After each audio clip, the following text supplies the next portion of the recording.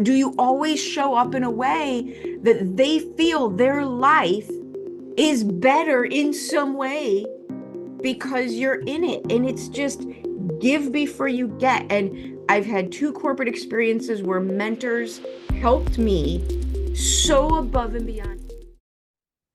Hello, everybody. Welcome back. It is Wednesday, and with me today, I am very excited. Oh, by the way, Andrew Dupy, Chief Relationship Officer here at Leaders Press, and this is Leaders Talk, as usual. But I am excited today to have with me Erin Marcus. Now, Erin and I have already known each other now for quite some time. I've been a guest on her podcast, but now this is her first time on mine. So let me introduce you to her. Erin is the chief strategist and thought leader behind not just her own success, but those that she's been helping and advising through her 25-year-long career. Having made the successful leap from corporate executive to entrepreneur to small business owner, Erin uses that experience along with her MBA education to help her clients reach heights they have never dreamed possible. And she has fun doing it. I can vouch for that right now. We've already had a 10-minute conversation before we got here talking about just how fun she is. Her accomplishments have earned her several noted awards throughout her career, including Business Leader of the Year in several different associations, two-time Trailblazer of the Year in different franchises, and Employee of the Year in her favorite corporate tenure. Erin, welcome. I'm glad we finally got together on my podcast. How are you doing? I'm good. I'm good. Thank you. Thank you for having me. And I just sound so fancy when you say all that. Well, I And can promise. and the thing that goes through my mind is, my God, am I getting older? Like, because that stuff took a while, right? That takes a hot minute to do all those things. I'm like, am I really getting that much? Though I had the most amazing thing on a podcast last week. He thought I was 36 years old. I'm like, I'm old enough to be the mother of a 36-year-old. I wouldn't put you much farther past that. I really wouldn't. Thank you, Zoom filter gods. No. You do have the energy, absolutely, of somebody in that direction. So let's take a step back, though. Tell our audience a little bit more about yourself, what you do, and how you got where you are. I love this, the origin story, right? I love to the Cliff Notes version, because it's one of those things, like when you're going through it. My life was very segmented. Mhm. I feel like my life was very, very segmented. I went to grammar school. I went to high school with no one from my grammar school. I went to college with no one from my high school. I had these jobs where I moved, not far, but far enough where I had different groups of friends. And the jobs kind of at the time didn't feel like they had anything to do with each other. But then, right, you kind of look back and you're like, here's the thread, right? So I grew up in the Chicago public school system in the 70s and 80s. The reason that's important is I grew up with people from 22 different countries. Mm. And we were all kind of out there feral in the streets raising ourselves, right? Like all those jokes you're hearing on TikTok about the children of the 80s, I can vouch for it. We left in the morning. We may or may not have come home that night. Nobody knew what we were doing, but we were out there surviving on our own, right? Mm. So the bad news is we were out there getting in trouble. The good news is we were also taking care of ourselves, right? But what I learned so much was, one, that self-dependency, self-reliability, but Yeah. also that people are just people, right? Communication, because nobody spoke English. The kids learn English fast, but nobody's family spoke English. And this was before the internet, so we're still going to each other's houses to play. So I've been with everybody's grandma, right? Everybody's family, living everybody's culture. And I just can't even tell you, as I get older and we get together for reunions and stuff, the gift, like way before its years, again, 70s and 80s, way before its time, the gift that was. Mm. Right? Go to high school, total juvenile delinquent is what it is. You could talk more about it. We could leave it there, whatever you want. It is what it is. Finally got my ducks in a row to some extent in college, where I was a reporter, which taught me more about communications, more about communicating with intent. And because I was a student while I was a reporter, I had access to things that a beginning reporter wouldn't, right? Because they let the kids in, they let the students in. So I was able to interview state level politicians who were moving on to the federal government. And it has nothing to do with politics. It has everything to do with access to people Yeah. that I had no business getting access to. And I covered murder trials, and I covered the government, and I covered all sorts of amazing situations that gave me a better education, much like my childhood upbringing, a better education than the formal education that was in front of me. Yeah. And again, that communicate with intent and that people are just people. And I think that is where so much of what I do now. So yes, went on to have jobs. I never knew what I wanted to do. Like, you meet these people who like, I knew since I was 5 what I wanted to do, and then they go about doing it. And to me, that's like the most amazing. I had no idea. I just did a good I job, can't right? relate to that at all. Right. I don't know. What do you want to do? I don't know. Make some money, pay some bills. So but I would do a good job at what I was doing, which would lead to amazing next opportunities. And I just really kept that. And it led right after another, mentors bringing me into rooms that were way above my pay grade.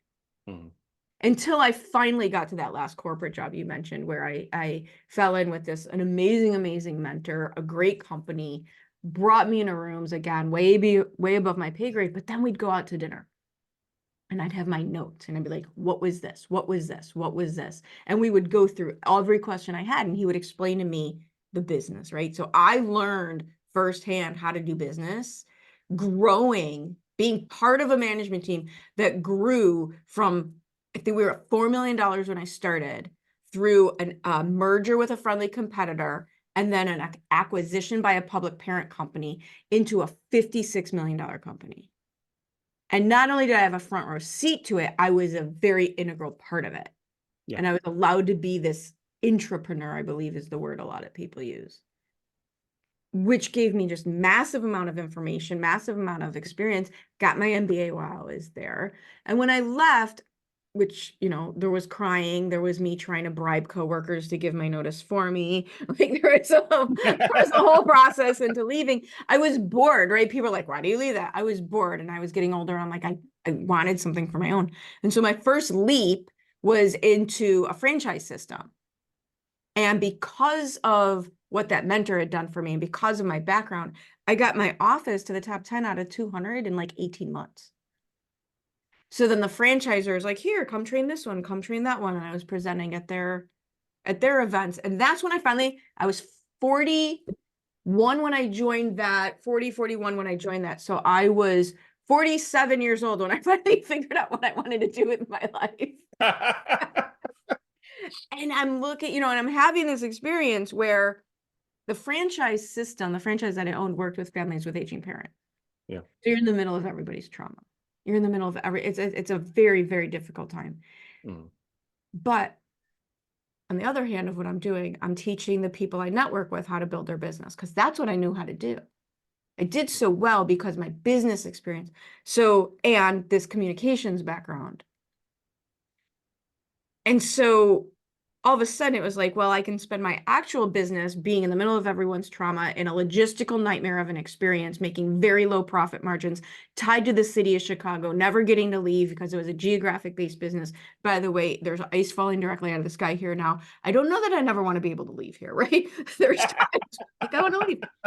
Or I could dive into the thing that I was kind of doing ad hoc on the side, building businesses, talking to people about what it is that they want and showing them how to get it from a strategy side and from that interpersonal side. Right. So finally, right, 40, I don't know, 47, how old was I in?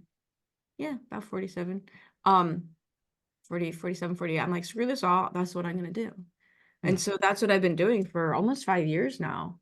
And as you can tell, I get very excited about it. I get very excited about a lot of things, but here we are. And I can tell, but I go back to the very beginning of your story and how you build this. And the very first thing that you talked about was being in journalism and being able to just make the first connections. It wasn't really about your education in school. It wasn't about what public school or college or whatever they decided to try and tell you. It was the fact that you opened doors. Yes. And began to actually absorb and listen and learn what you were doing. to me, that stood out is what was It's, able to begin to open to lead you to where you found out what you wanted to do. and I would love to tell you that was by design, but who the hell knows why I did that? Like that It is wasn't a for me. happy, right? That's a happy accident, right? Yeah. Because I think it was like, if you're looking at your own, for anyone listening and they're thinking about their own situation, it's who you know, not what you know. Yeah. Every single time, it's who you know, not what you know. And that's not enough. The way that I put this is show up in a way that doesn't just show your prospect that you can help them. That's great. But to me, that's a low bar. Like, dude, that's how you get clients. Like, seriously. But can you show up in a way for every person that you come across that their life is better off with you in it? Mhm. Is that your come from energy? That, now believe me, I'm great at boundaries. If you're a jerk and you show me how to push your buttons, I will push them to entertain myself. I'm not talking about, right? It's a thing. My brother and I both have it. We clearly got it from my father. Like, that's not what I'm saying. I'm not saying being a doormat. I'm not saying give away everything, but for the people you want to be interacting with, do you always show up in a way that they feel their life is better in some way because you're in it? And it's just give before you get. And I've had 2 corporate experiences where mentors helped me so above and beyond anything that anyone would have expected. But it was after I showed up and did my part. Mhm. And I think that's something some people get backwards. Give me the money and I'll do the thing. Right. I'm not talking about 24-hour work days when you're only getting paid for 8 hours. I'm not talking about that stuff. But can you show, I mean, I just come back to that all the time. Can you show the, universal law, more life directive? I mean, even Orange Theory has that on their wall, more life. How are you adding to that? How are you behaving in a way that adds to that for everybody around you? I think that comes back to the idea nowadays. I mean, it's hard to build trust in today's environment. I mean, I don't know, it probably was hard to build trust 50, 60 years ago. It's just Right, we just now there's so ring much around a hill. noise that you There's don't so know much who to noise. pick to actually going to deliver on what they are saying. Right. Oh my God, that's so true, right? And that's one of the big challenges in my world. I and it's probably also why I don't do well with a lot of the more passive client acquisition strategies, Mhm. the posting online. And I got a ton of content out there. It's my content, we do it, but I don't prospect online very well. I've never been good at what I feel like, and I don't mean to sound derogatory about it, but it's just so not me that it's going to come out that way anyway. I don't like anything that makes me feel like I'm screaming, pick me, pick me. It's social media. No, now here's the other thing. Combine that with the fact that we made very careful that no one knew what I was doing for the first 20 years of my life. So if you put that all together, screaming into the void of social media doesn't work for me. Right. Doesn't mean it doesn't work. It doesn't work for me. Mm. To your point, relationship building. What can I do? This is like the way you and I met. The way I networked all of last year was via podcasting. Yeah. Because by the time we have a connect calls and then you're on my show and then I'm on your show, we actually know each other. We've had real conversations about real topics too, not the 30-second introduction at a networking event. Right. But like real topics. And to me, that's so much more, for me, that's more valuable. That's more fun. And just a business tip here, if the strategy you're using to grow your business is something you would rather like have a stick in the eye than do, it's not going to work for you because you're going to hate it, which means you're going to suck at it. Right. So there's a million different ways to do this. Yeah. And you're doing something this way where it's not just mutually beneficial to us, but it's also providing content for people like our audience that are getting answers to the questions that they have. I mean, our audience is primarily prospective authors, others that are just coming here at this point now just to hear business advice because there's been so much good advice offered. And Right. those are connections that you can build throughout that way that never would have reached in any other environment. Because we're going like you. By the end of this show, you are going to either know you like me or know you don't like me. Mm-hmm. That's easy. That's fine. You get, I heard the best line. The fact that I am too much for a lot of people in real life makes me just enough for the internet, right? Like, I get it. And not everybody wants to deal with this. I always say I'm 53 now. Yeah. Can you imagine when I was 25? But so the people who reach out to me afterwards and go, oh my God, you said that, you said this thing on Andrew's show. That was really awesome. I'd love to hear more about it. Fantastic. Mm-hmm. Fantastic. Right? It's building, you never know where any of this is going to lead. That's one of my absolute base strategies. Go into every situation with an open mind. Yeah. I have no I have no what's my end game there. I don't know. I don't know yet. It has to develop organically. Like, it could lead to speaking gigs. It could lead to a client. It could lead, to you coming to my event in July in Chicago. Like, it could lead to, I don't know. We'll Like, talk about that after, but knows? I think that's going to happen. I got the dates. Like, who knows? So Yeah. the thing that messes people up is when they go in either knowing that they want to sell XYZ to everybody, Mm-hmm. or completely closed to it. You can't go the other way either. Yeah. I watch people who go into a conversation saying, well, this is a connect call. I'm only here to connect with the person, like someone who's scared of a sales situation. When that person should have been your client. Like, I mean, when I say open to anything, I mean open to a sales conversation, open to a relation, open whatever it is. I think I've actually been in that situation just even recently, talking about people that come to us not really knowing what they need from Leaders Press. I send them sometimes in referrals.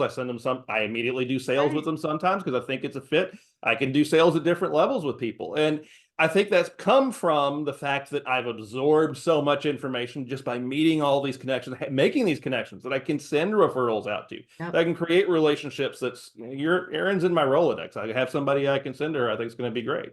And I think that we are decreasing our tolerance for the cold call, and we are decreasing our tolerance in society for the 19. I mean, I saw a old video from the 1940s about Chrysler sales, and the guy's like, "You got to go knock on those doors. You got to be a Chrysler man. This guy bought a Chrysler a year ago."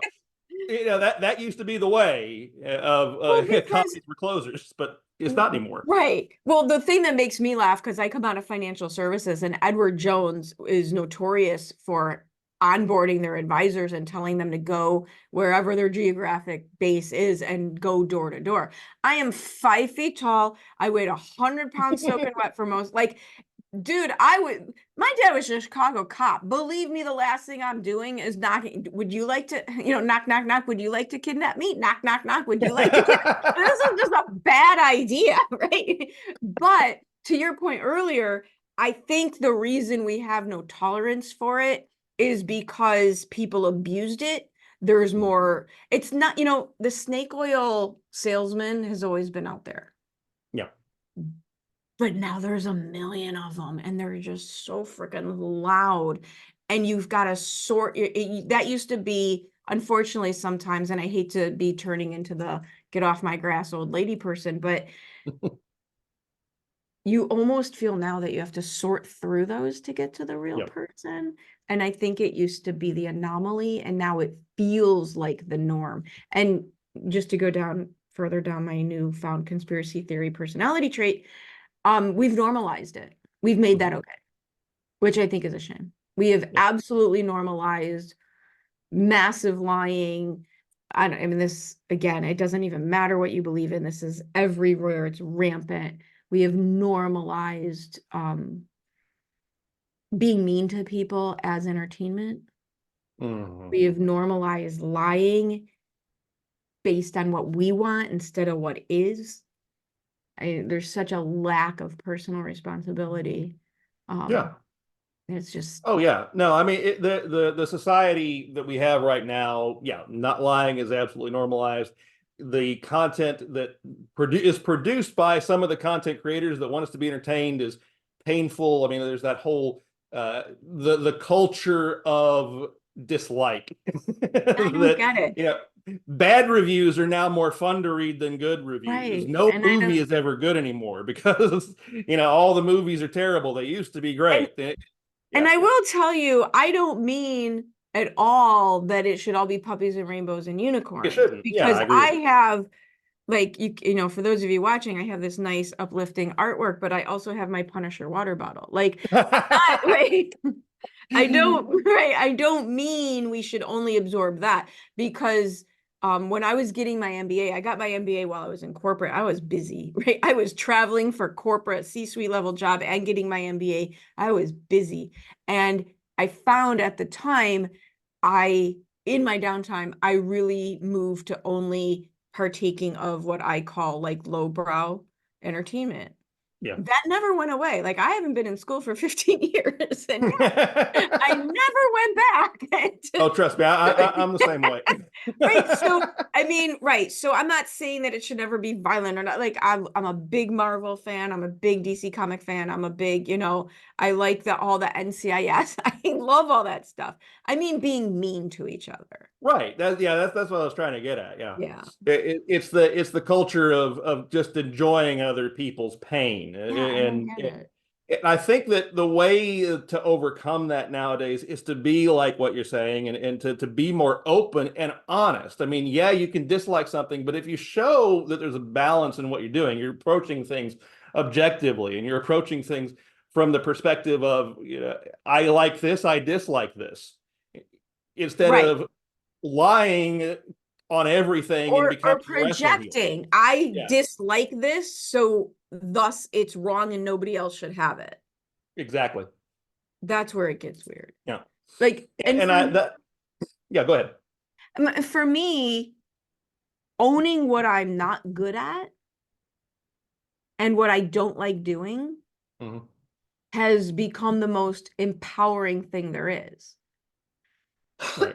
Because the more I own what I'm not good at, the easier it becomes to hone in on what I am good at and just play in that sandbox. Yeah. Then I think and that is exactly what I feel like is the right way to do it nowadays. I mean, and I think, I'm in the business I'm in because we provide ways with books to say, hey, this is what I'm good at. This is my sandbox. This is my thing.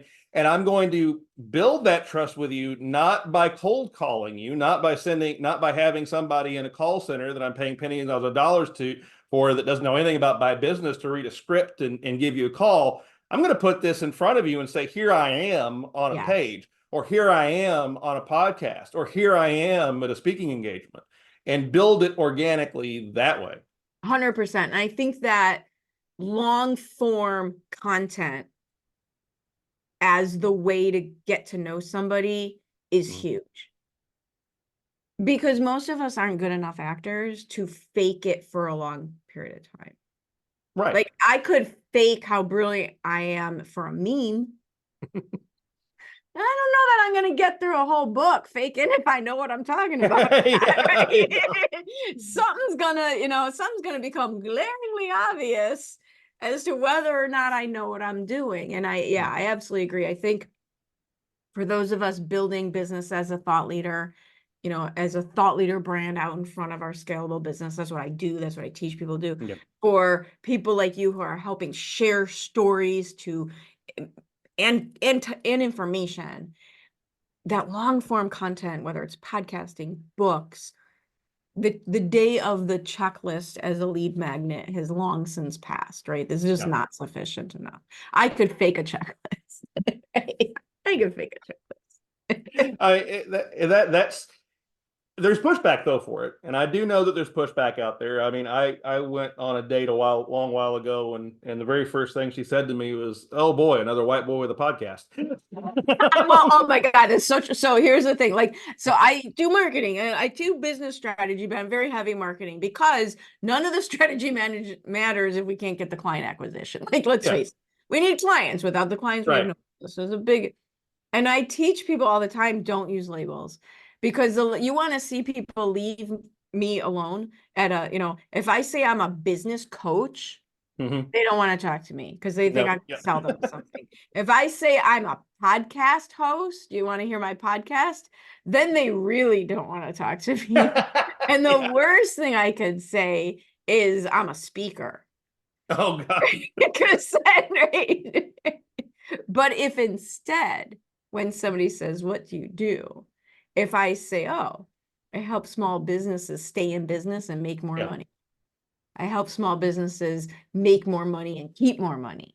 Yeah. Oh, well, that's a little interesting. Now at least they'll give me 8 seconds instead of 4 seconds. Well, you're throwing in the H word, the help word, because Yeah. in that's what both of us do. We're out there helping. We're providing the aid because I don't think you can do anything alone anymore.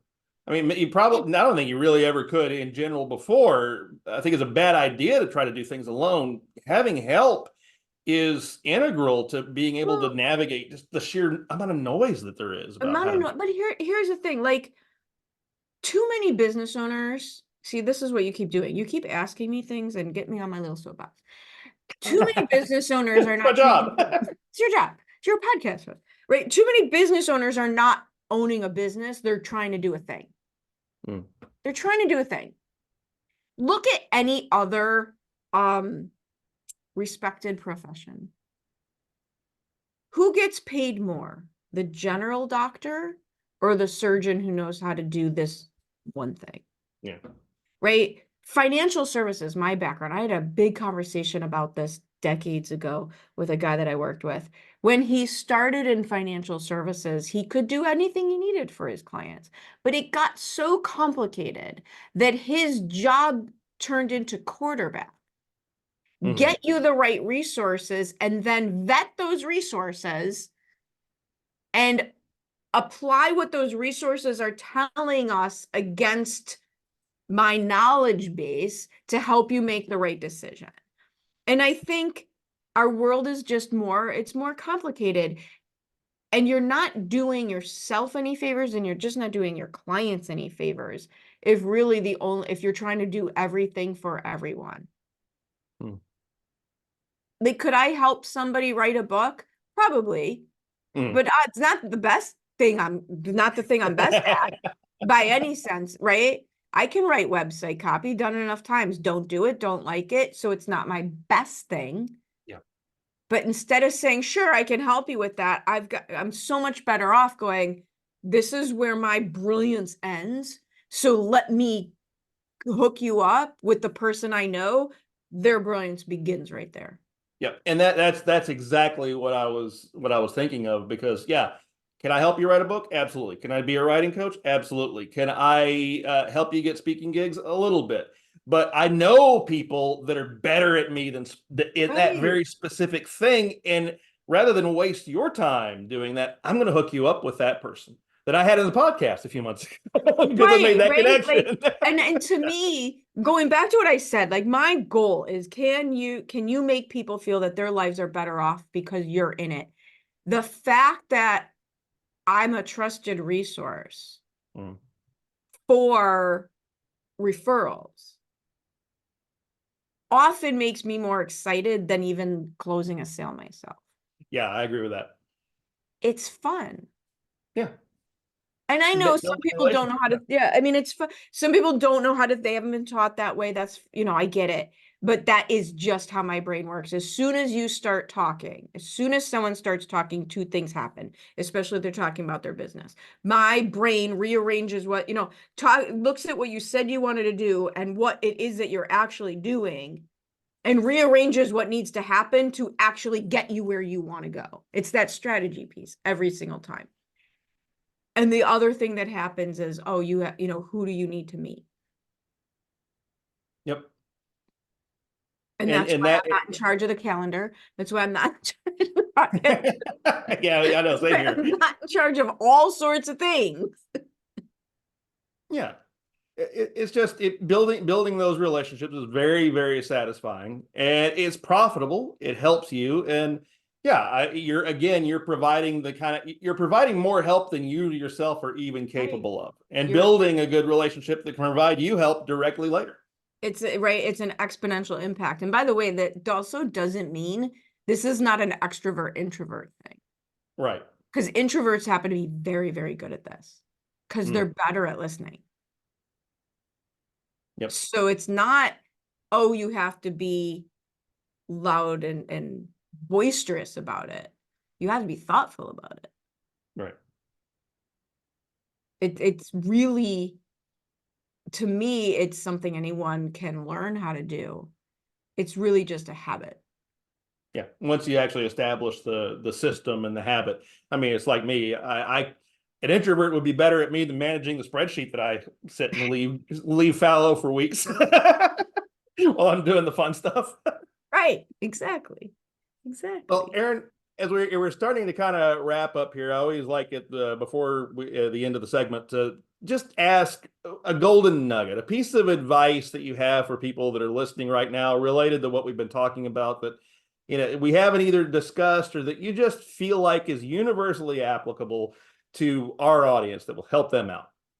So this is something I do, it's a little bit different from what we've been talking about, but this is actually something I do almost every day. And it's a journaling exercise, but it's more than that because I'm all about taking action. Like puppies and rainbows and unicorns, great. But let's get real. I'm more about what are we actually accomplishing here? I want you to be happy, all those things. To me, that's a byproduct. You should be happy now, right?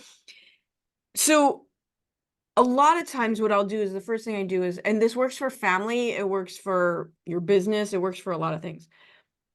I'll write, what do I want? What do I want? This is not the vision statement 1 year from now, 5 years from now. This is like in the next 30 days, in the next 90 days, today. If you're walking into a difficult situation, if you know you're going to be immersed in a 80-person family event after being sick, having just moved, and your dog dying, and your cat needing emergency surgery, and your family's going to be there, some of which you don't like. Oddly specific, right? Just say it. What do you want? What do you want?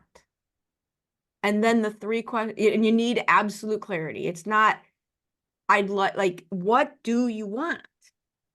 And then the 3 questions are, what do I have to do? Who do I have to be? And what do I have to believe in order for that to happen? If any of those answers are controlling another person, stop. That doesn't happen. But get massively clear about what it is you want in the short term. This is not the big fancy vision. And what do you have to do to get it? And I call this setting my stage every morning. I set the stage because it reminds me what is the most important action I need to take that day. How do I have to show up? How do I have to show up? I'm a real casual person. I can very happily be in my ripped sweatshirt, but if I show up that way, people won't actually believe me. I can help them make money. Like if you're going to help people make money, you need to look like you have a little bit of money, right? Like I don't have to be fancy, but I do have to be put together. Right. So who do I have to be? I have to be confident. I have to do the things, I have to be in integrity and do the things I said I was going to do. I have to prioritize direct revenue building activity instead of the thing I want to bury myself in and go do instead, right? And I set my stage that way. And what do I have to believe? Because the horrible thing that I learned coming out of corporate and then having difficult years in my business was it wasn't what I was doing. It was how I was thinking that was messing me up. So what do I have to believe? I have to believe it's possible. I have to believe that I can help people. I have to believe I can do it. Yeah. And though that exercise, I call it setting my stage for the day. Helps me make better decisions, helps me focus in on what it is that I need to do, and cuts out so much of that noise that we were mentioning. Right. That's my nugget. Fantastic. Well, Erin, how can our audience find out more about you? It is really easy. It is all at conqueryourbusiness.com. Links to me, links to my social, my podcast, your episode of my podcast, all the things are at conqueryourbusiness.com. All right. And ladies and gentlemen, those links are down below. Erin, it's a pleasure as always. We went a little over time, but I loved it, and I think our audience is going to love it. We could probably do this for 3 or Me 4 go over hours. You wouldn't time? even- No, that can't be a thing. All right. Well, Erin, we wish you the best, and we are going to be in touch right now. Thank you, thank you, thank you.